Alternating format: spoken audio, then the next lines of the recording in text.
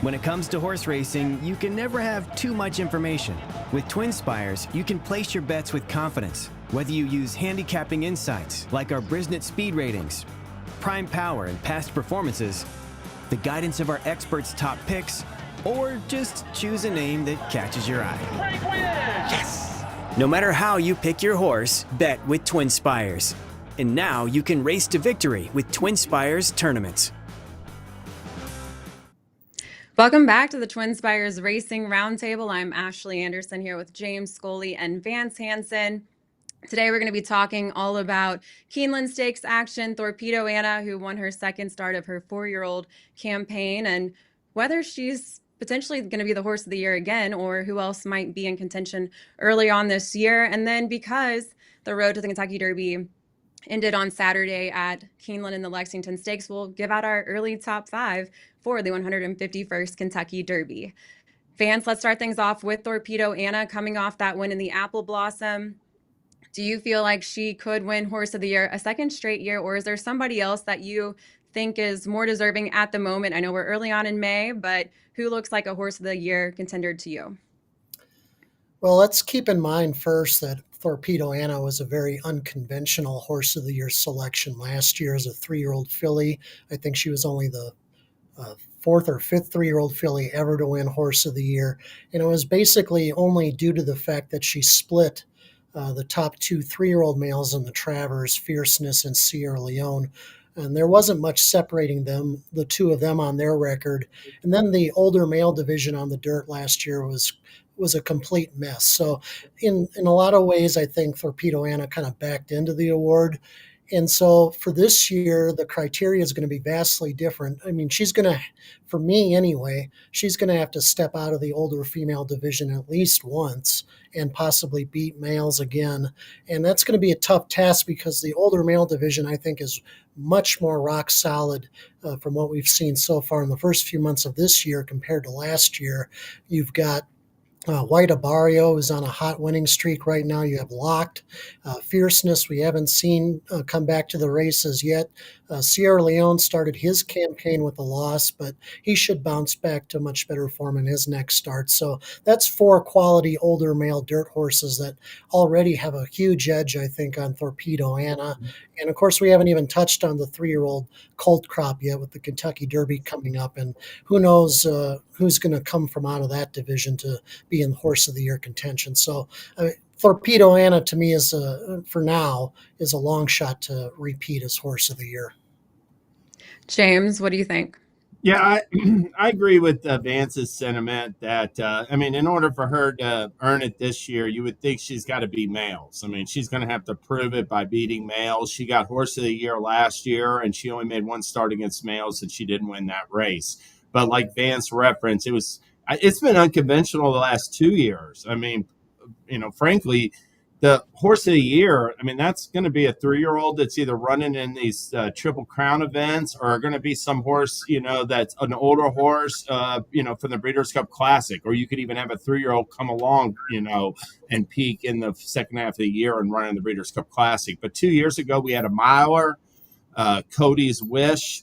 The Breeders' Cup Classic had 0 impact, and the Triple Crown did on Horse of the Year honors that year. And it was more of the same last year with Thorpedo Anna. And the real reason, Vance alluded to it, there just weren't qualified candidates out there. The 2 main candidates for Horse of the Year last year, besides Thorpedo Anna, were Fierceness and Sierra Leone. And you could just punch too many holes in both of their candidacy.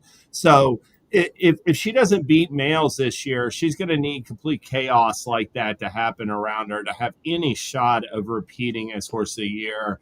And I think that's very unlikely. So she's going to have to earn it on the racetrack.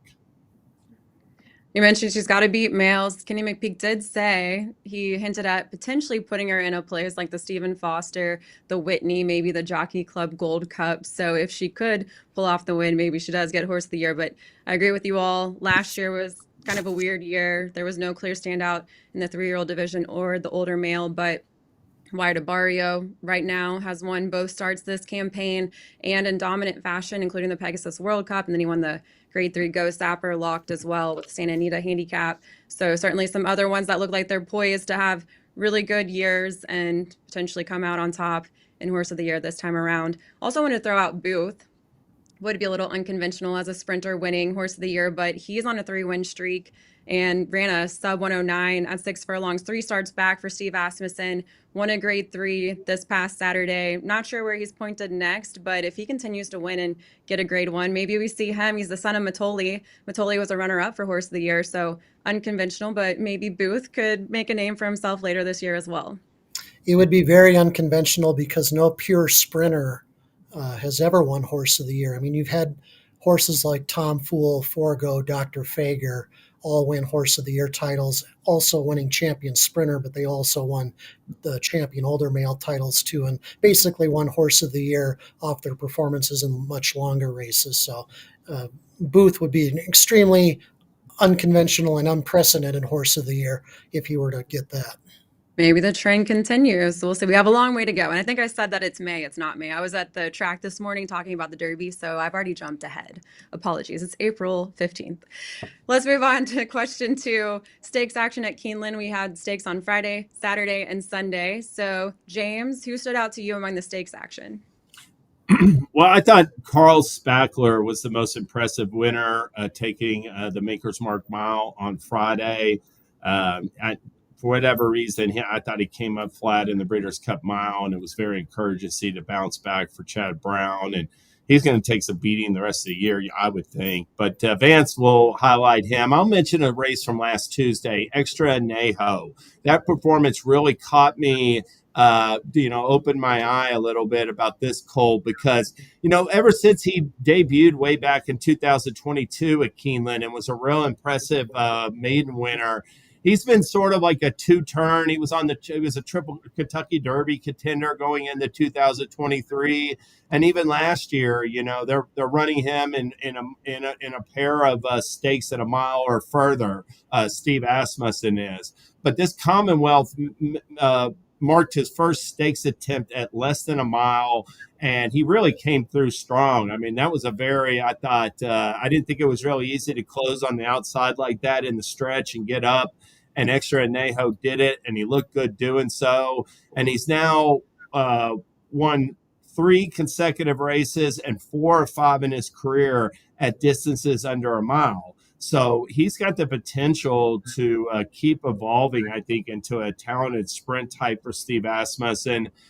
Still got to cut back for a 6 furlong stake, but I thought that was a real impressive race. And, Booth, sort of like Extra Neho, he wasn't on anybody's radar for the sprint division, I think, coming into this year. Booth's more of the same. I mean, he was getting beat this winter at Oaklawn a couple times, and he's just come on of late for Asmussen, a very sharp win in the grade 3 Count Fleet last Saturday.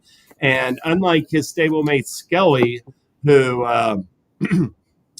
has won 9 straight at Oaklawn, but was 0 for 5 at other tracks last year, Booth won his last start outside of Oaklawn. He won a tough allowance race at Churchill Downs late in the fall meet. So I think he'll be able to transfer his form, or I'm optimistic he will be able to. And, we've got this $1 million grade 1 Churchill Downs sprint on the Kentucky Derby undercard. And I think both Booth and Extra Neho are top contenders for that race potentially. And we saw them both in action here recently. Vance, who stood out to you? Well, hands down, it was Carl Spackler in the Maker's Mark Mile on Friday.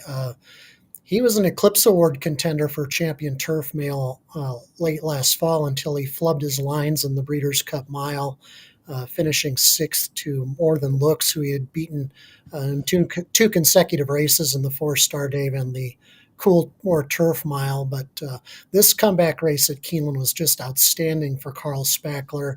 Sat a great trip in behind the pace, and it was basically a push button attempt here, as he was asked at the top of the stretch, and he had just exploded on this field and won for fun by more than 4 lengths. Integration finished 2nd. This race was much too short for Integration. He's better at 9 furlongs or a little bit farther. So Carl Spackler wasn't facing, the top miler types in this race, but it was a terrific start to the season. Chad Brown, I think, is going to try and get Carl Spackler back to the Breeders' Cup Mile at Del Mar in much better shape, perhaps not as over the top as he was last fall. That might mean we might see him maybe one less time this year. He could take a pass on the 4-star Dave, or he could take a pass on the Keeneland race in October. We'll find out as the season progresses. But Carl Spackler's back to his very best form, and it'll be interesting to see how he will handle the major European contenders that will come over for the Breeders' Cup Mile this fall. Yeah, I think he's going to be handled much differently than last year, because last year it's just completely different circumstances. I mean, he was like running in races like the Opening Verse and the Poker and those kind of races last year. He was just basically finding his best form last year, which, really came on in that Coolmore turf mile that you referenced, Vance. And it's exciting to see. I thought it was a good group of turf milers last year, not only more than looks, but Sharef's horse who ran second, Johannes, and Carl Spackler. He's gonna be a top class performer all year if he stays healthy, in my opinion. Vance clearly picked the standout winner from Keeneland, but I wanted to mention too, Gosker winning the Grade 3 Lexington. He earned 20 points toward the Kentucky Derby leaderboard, but not enough to get into this 20-horse field. He may be pointed toward the Preakness, but this was his first try against Stakes Company. He was coming off a maiden win at Gulfstream, and we're seeing him here. He had to come off the rail and went about 3 wide and ended up pulling away to win by 2 lengths in the 1 1/16th mile Lexington. Beat Prater, who was the favorite for Chad Brown. We were debating before this race if that was Chad Brown's preferred Preakness contender. But I thought it was a good win for Gosker. He got a 93 brisnet speed figure, which matched his win in that maiden special weight at Gulfstream Park. He's by Nyquist out of a Tappet mare and looked a little green in the stretch run. Brennan Walsh said that he still has some filling out to do as well, but one to keep an eye on for the Preakness. Certainly not going to be in the Kentucky Derby, but might see him a couple weeks later in the Preakness instead. Yeah, I'm glad you mentioned Gosker, because I did think that was a very nice performance from an up-and-coming 3-year-old. If he doesn't go to the Preakness, you would think the Peter Pan at 1 1/8 will be the other alternative. But I also wanted to mention the runner-up in there. I mean, Prater was way far back a second. Bracket Buster ran a huge race off the layoff. He hadn't been seen since the Kentucky Jockey Club at Churchill Downs last fall for Vicky Oliver. I was impressed with his effort. Obviously, I think the top 2 both have the potential to keep moving forward off of this race. That was a sneaky performance by the runner-up that a lot of people weren't talking about, but that was a good comeback for your 3-year-old debut. And I thought the Lexington, looked like it could be a strong race moving forward potentially. And it was the final stop on the road to the Kentucky Derby, so we have that final leaderboard right now. And with that, we'll give out our early top 5. Vance, who's your top 5 for the Kentucky Derby? Well, not going too crazy here. Obvious choice number 1 is Journalism. Fastest horse in the country, I think. Based off of his back-to-back wins in the San Felipe and Santa Anita Derby. My only concern is just working out a trip on the first Saturday in May, and if he does that, I think he wins the Kentucky Derby. Just on the figures that we've seen so far, I think he's just a slight cut above the rest of them. 2 through 5, number 2, I've got Sovereignty. Probably didn't see his very best race in the Florida Derby. I think he can run better than that and improve off of that. He has the experience at Churchill Downs. He's likely going to get a fast pace to run at. And basically, a lot of my top 5 is composed of closing types. So Sovereignty is my number 2. More closing types: Arkansas Derby winner Sandman, Bluegrass winner Burnham Square, and number 5, Rodriguez, a little lukewarm here. He did get away with a modest pace in the Wood Memorial. Probably not going to get that kind of trip in the Derby, and so he could regress on the first Saturday in May. So that's kind of like my top 5 here, but Journalism to me, I think, is the minor standout here. And I will say before we move on, apparently there's breaking news that River Thames is not going to run in the Kentucky Derby, so that would move somebody. And I don't know if Built will be pointed toward the Kentucky Derby or the Pat Day Mile, but he's number 21. I don't know if that shakes up anyone's top 5 that we were going to talk about, but I'll turn it over to James for your top 5. I thought the biggest development from the final round of prep races was East Avenue running second in the Bluegrass. I didn't like his chances. He only had 10 points coming into it. It looked like he had no chance, really, in my mind, to make the Derby. And then he ran a big second. And I just think that he is going to add a layer of pace to the race where he's just doing the work for sovereignty potentially. But I'm going to go with another. So I've got all closers, 4 deep closers, and 1 like mid-pack stalker in journalism. I got Sandman first. Listen, he's going to have his head on tighter than it was in the Arkansas Derby, but I think he's really coming on for Mark Casse and is going to run his best race so far, barring like just a hideous trouble or something. He's sitting on his best race in the Kentucky Derby, and he's going to get a perfect setup. Second is Sovereignty. Like I said, he and East Avenue are both owned by Godolphin. So, yeah, they got different trainers, but Brendan Walsh wants to keep getting Godolphin horses. And both Sandman and Sovereignty are, in my mind, going to get a great setup in a speed-laden field. Third, I'll go with Journalism, who found trouble in a 5-horse field and has done his best running in the stretch of his 2 stakes races this year. And then fourth is a horse that's really sort of come into favor with its Final Gambit. Son of Not This Time. He broke his main 2 back impressively, then won the Jeff Ruby Stakes by Open Lance. Never been on dirt, but I like that Brad Cox brought him back 9 days after that. Jeff Ruby breezed him a half mile at Churchill. He got another 5 furlong drill. He's going to have 2 more works. And let me just say, these workouts, a lot of times I agree with people who say that way too much is made out of them. There's not a lot you could tell. But in 2011, Animal Kingdom had never run on dirt, and he came to the Churchill Downs, and he trained sensationally. And everybody that bet him on works. I think Final Gambit, I'll look to see if he can fill that role in the coming weeks with his final 2 works. And then the 5th is Burnham Square, a deep closer, exits a win in the Bluegrass.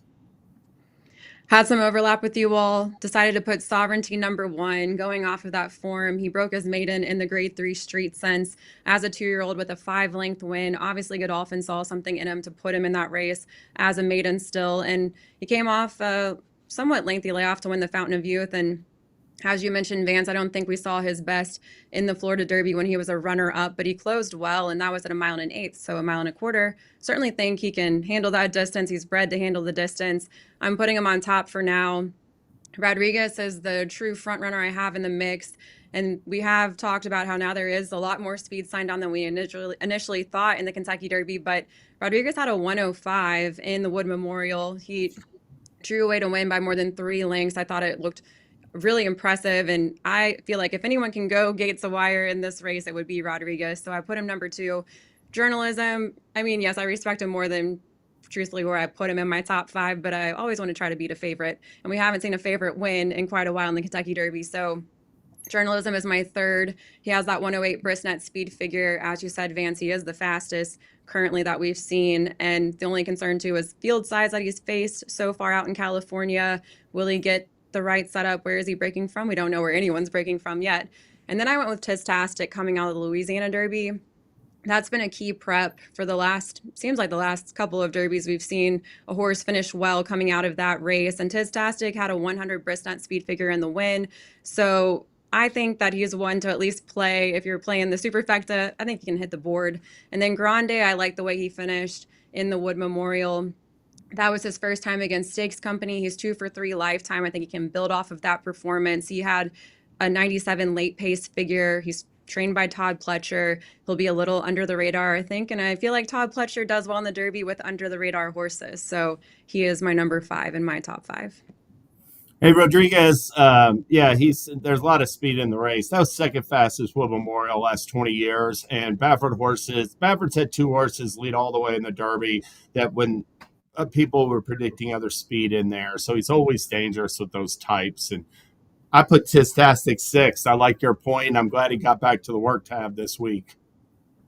Yeah, well, we've got a few similarities, a few differences. Very curious to see how this changes in the next couple weeks too, as we learn more information about works and Of course, we've got the post position draw that can determine a lot as well. But that's all the time we have today for the Racing Roundtable. We will be back next Tuesday to talk more stakes action, more Derby news, and we'll see you then. When it comes to horse racing, you can never have too much information. With Twin Spires, you can place your bets with confidence, whether you use handicapping insights like our Brisnet speed ratings, prime power and past performances, the guidance of our experts' top picks, or just choose a name that catches your eye. Yes! No matter how you pick your horse, bet with Twin Spires. And now you can race to victory with Twin Spires tournaments.